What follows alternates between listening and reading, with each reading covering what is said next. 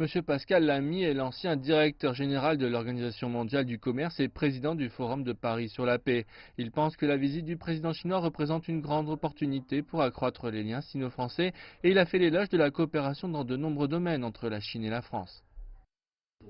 Bon, évidemment, les attentes sont très importantes parce que la Chine est devenue un grand acteur international et que la France a une tradition qui consiste à investir beaucoup dans les questions internationales avec sa diplomatie, avec son économie.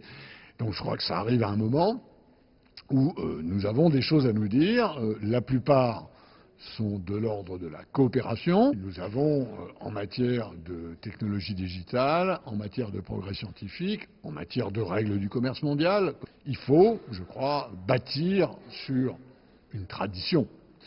Donc je crois qu'elle demeure et qu'elle est essentielle pour l'avenir. Chen Wenxiong, le premier député d'origine chinoise à l'Assemblée nationale, veut promouvoir les échanges entre les gouvernements et entre les peuples. Pour lui, la visite de Xi Jinping est une grande chance pour que les deux pays travaillent ensemble et abordent les défis globaux.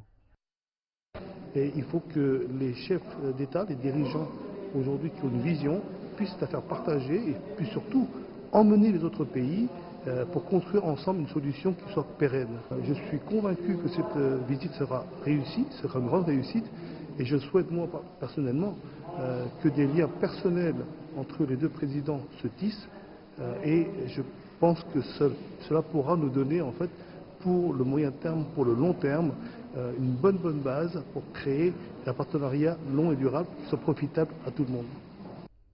Pierre Picard, un expert de la Chine à l'université de Paris 8, a également mentionné cette opportunité. Il s'attend à une coopération plus approfondie entre la Chine et la France dans le cadre de l'initiative Ceinture et Route.